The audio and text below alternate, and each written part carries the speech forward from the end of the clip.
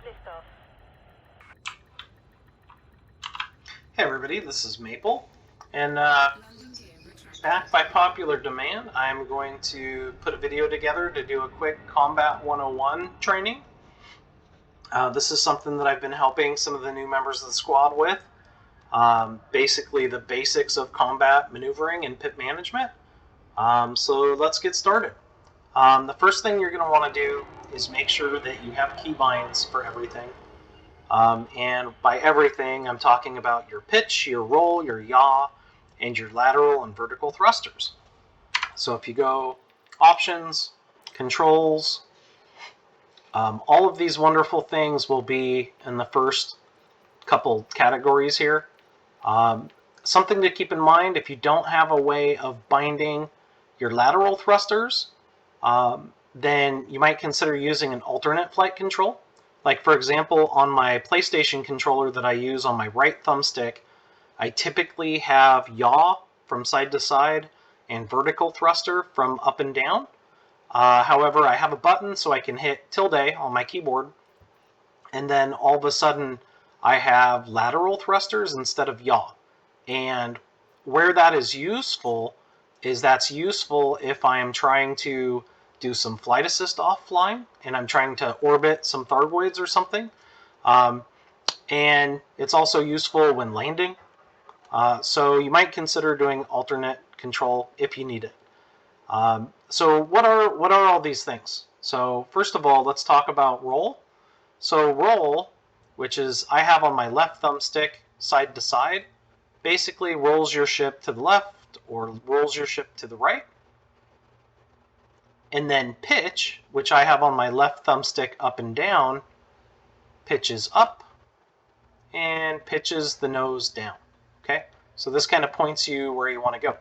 Something to keep in mind about the physics in this game is that the ships are designed to not be space turrets. That's actually the word that they used. So they fly with the pitch up being the optimal way to turn. So keep that in mind. Pitching down is less optimal on most ships. Also, the yaw from side to side is pretty nerfed on all ships. It's not great, but I like to use the yaw if I'm aiming at something. Then you can use it just to get over just that little bit to hit that railgun shot, right? Like if I'm aiming for this tip of my carrier, boom, I just used yaw to get there. A little bit of pitch, and you're right on target. So vertical thrust. Vertical thrust is just exactly that. When you're landing, either you go up, see how I'm going up in comparison to my carrier over there, or you go down. And it's just like you're landing on the landing pad, okay? If I hit my alternative flight controls, and I hit my lateral thrusters, now I'm physically going to the right. So see how my carrier is now moving to the left and all the little chunks of space particles are going that way. And then conversely, I can slow it down and go the other way to the left.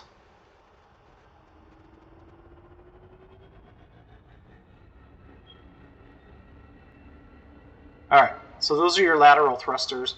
And like I said, I don't use lateral thrusters too much unless either I'm landing or I'm doing flight assist off orbiting, which is something that I'm not going to get into in this video. I probably won't do a video on that because you can go on YouTube, check out Will and Kate, and she does way better videos on orbiting than I would ever be able to do.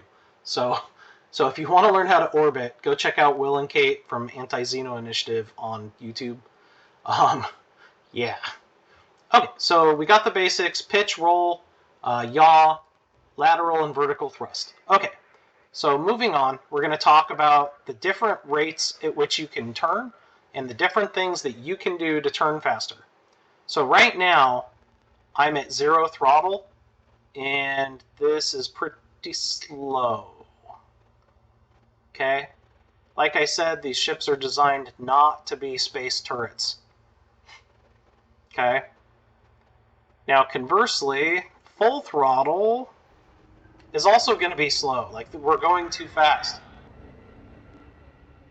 So it's better than no throttle, but it is certainly not optimal. It stalled out a little bit there, that's why it kind of hesitated. We'll do another loop. You can see my red exhaust trail here. Okay, so that's not optimal either. If you move your throttle down into this blue zone, okay, this is going to be the most optimal spot. Okay, so now we're pitching, just straight up pitching the best. A little bit of a stall there. Okay, so for your best maneuverability, your best vertical thrusters, and things like that, here we go. Okay, so now we're making a super nice loop with no stalling. Stalling is really bad in PvP because every time you stall, it makes you a stationary target and you're easy to hit, especially if you're fighting, multiple enemies and they're all targeting you. So you want to try not to stall. And that's one thing, for beginning combat, I recommend the Crate Mark II because, not only does it have a size 7 power distributor, which we'll get into why that's good in a minute, but it is prone to not stalling, unlike an FDL or like any of the Alliance, Chieftain, Challenger, or Crusader. Those ships stall a lot unless you really know what you're doing. Okay. Another thing you can do to affect the rate at which you're turning, so we're pitching, we're at optimal throttle, is you can throw in some vertical thruster. Okay. So see how this is making me turn 180 way faster, way tighter? Way tighter, okay? And that's important if you are jousting, or if you're just, fighting some Thargoids, you need to turn around quick. So using your vertical thruster to decrease your turn radius is very, very helpful. You can also use your down vertical thruster to increase your turn radius. And that can be useful not only in dodging fire, but getting you around in a different location. So keep that in mind. Play with it. Use your down and vertical thruster. See how it's changing my trail, flattening out the loop. So it's very, very interesting. Kind of the next thing you can do is make sure when you go to turn, you add pips to engines. Okay, and when you put 4 pips to engines, you're going to turn way faster. Let me show you here. So with 0 pips to engines, we're at the optimal throttle point. Here's your pitch. Okay, it's decent. It's not bad. Okay, we'll do another one. Maybe we'll use some yaw to line up with our carrier here. Okay, now if I put 4 pips to engines and we speed up and then I pitch, we're getting around quite a bit better. Oops, just stalled out there. A little bit too good. Okay, so that's one thing you can do also. In the crate, I really love to run 222 on my pips because you get great maneuverability. That size 7 distributor can charge you up super quick, so you can boost with 2 pips. With a charge enhanced super conduit distributor in the crate, you can basically run 2 pips and hold down the boost button. So that kind of gives us into the next topic of the boost turn. Okay, so the boost turn, you can do a couple different things. Hit boost, pitch, and that'll get you around faster. Okay, it does widen up your arc quite a bit, see that? But it got me around way faster. Okay, and that's important. And then typically when you're coming out of your turn, you're going to boost again. So we'll boost and pitch. And then coming out, we're going to boost again as soon as the timer lets you. So that we're not flying backwards in a stall. Okay? And that's a quick way to get turned around. You can also add vertical thruster to that. Now when you boost and you add vertical thruster, it scrubs off some of that boost speed and makes your vertical boost better. Okay? So by hitting boost and then pitching and hitting your vertical thruster, now we're really getting around. See how tight that was? That was a great little quick sort. You boost again coming out of it, and now we're at full speed heading towards the carrier. Okay? And this is important, because when you're PvPing 2 medium ships with people who know what they're doing, it usually ends up being a joust, okay? So the faster that you can turn around, you know, the better. Like, for example, let's go zoom past my carrier. Then you go flight assist off so we don't lose speed. Okay, so now I'm regular flying. We boost past my carrier. And then I'm going to boost again, turn around. I've got vertical thruster. And we're on the target again in seconds. Okay? And that's critical. Another thing you can do when you're doing that is you can also toggle flight assist off. So instead, or in conjunction with, you can toggle flight assist off. You can flip around. You can continue going backwards, shoot, bang, bang, bang. Shoot the carrier. And see how we're still going backwards? You can hit reverse thruster and keep going backwards, right? So this is pretty useful too. It's also called the reverse key, and people kind of frowned upon using that in PvP.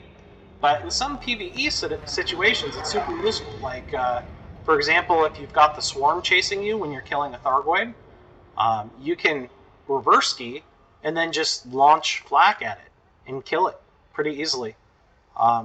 So that's kind of a good maneuver.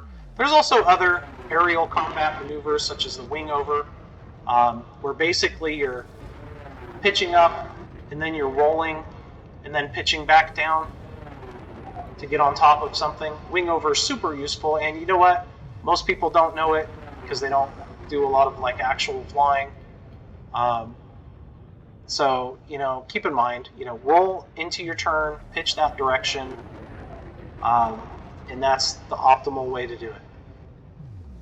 And like I said, I prefer the Crate Mark II just because it can boost, and it can boost, and it can boost. So while you're at that, let's talk about pip management a little bit. So down here in your bottom right-hand corner, you've got your power distributor readout. And it says systems, engines, weapons, and reset. Okay, so reset will give you this 2-2-2 configuration, which is pretty good on this ship.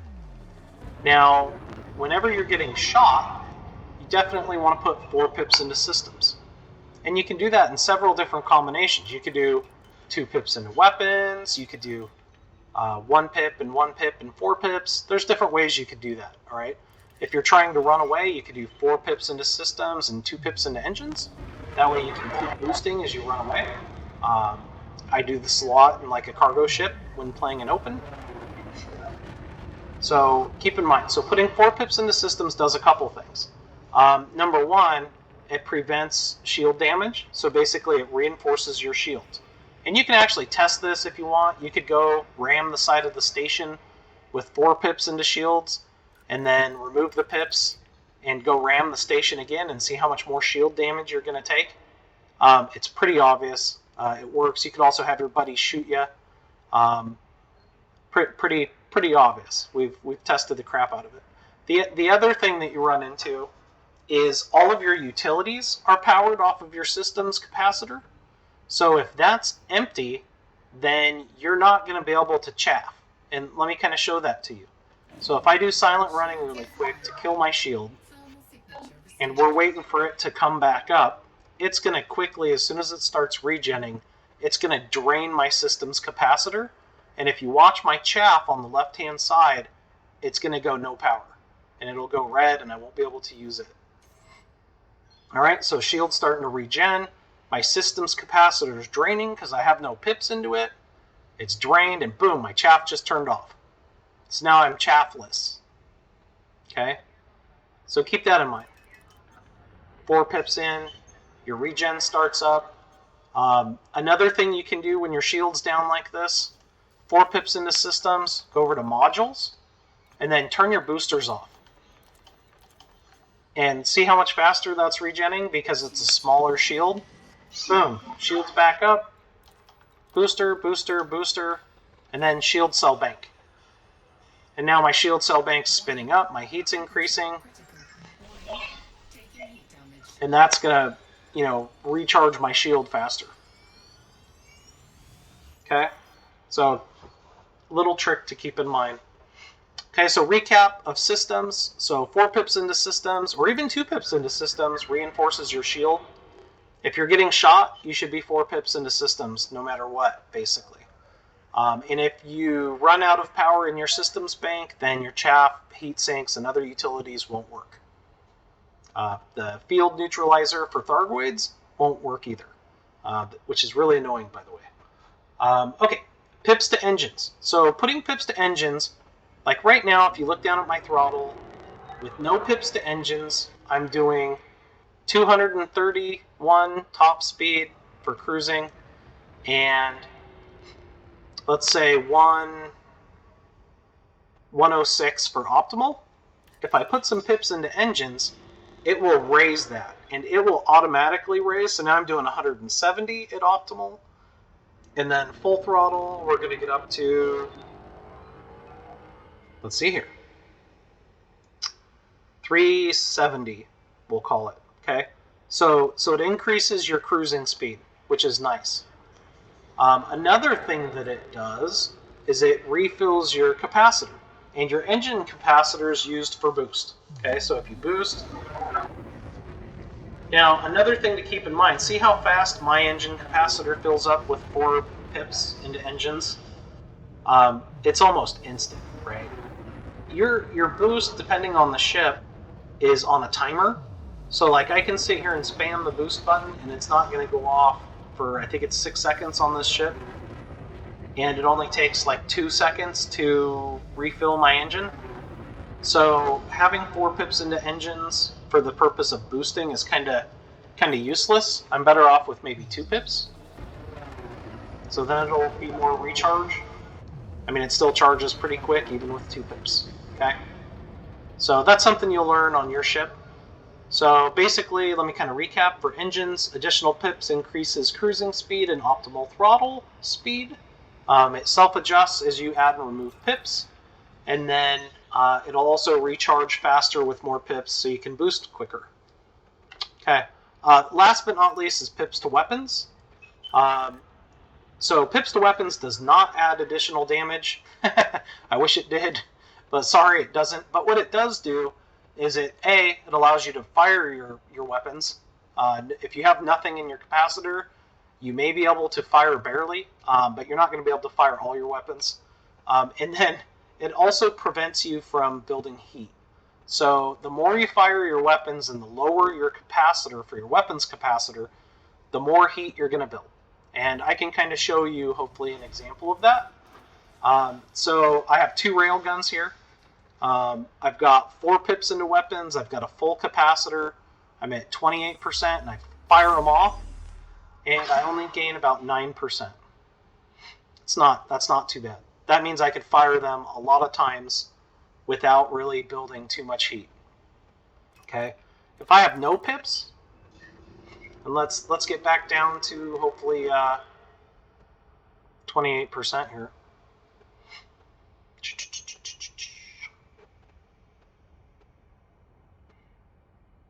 Down at 30, come on, let's go. Well, I think 30 is good enough. You'll get the idea. So with no pips in weapons, we'll see how much it drains. We may not, on the first shot, we may not gain too much more heat, but on follow-up shots, we definitely will as that weapons capacitor gets low. So it took about 2 bars. It jumped us 38, 47. Keep firing here. Still not too bad. This is a pretty heat-efficient ship. It's got an armored power plant, and it has thermal spread. Okay, now we're out, and we can't fire anything. I fire my frag cannons a little bit, get heat from those too. So we're pretty much out. You'll really notice a big difference on that with plasmas. Plasmas tend to get really hot. But with 2 pips and weapons, I can pretty much indefinitely fire these railguns. That's kind of one of the things I love about this build too. I can just keep firing them and keep firing them and keep firing them. I don't got to worry about heat too much. I can fire off my frags. This has 3 pacifiers on it. 2 of them are incendiary and 1 of them's corrosive, overcharged. And I can just sit with 2 pips and weapons, and I can just sit and fire. Really, I only need 1 pip and weapons. That's it's a really nice power efficient build. But, like I said, if you're using other things, or you're holding down a multi-cannon button, or you're using plasmas, then you're definitely going to start overheating with no pips and weapons. And so, keep that in mind. If you have lasers are horrendous about that. Once your capacitor starts getting low, even if you do put pips into weapons and it's still low, and you keep firing, you're going to build a huge amount of heat with lasers. Okay, so let's kind of recap weapons. So weapons don't do additional damage, unfortunately. Additional pips prevents heat and allows the ability to fire. And then less charge in your capacitor means more heat per shot.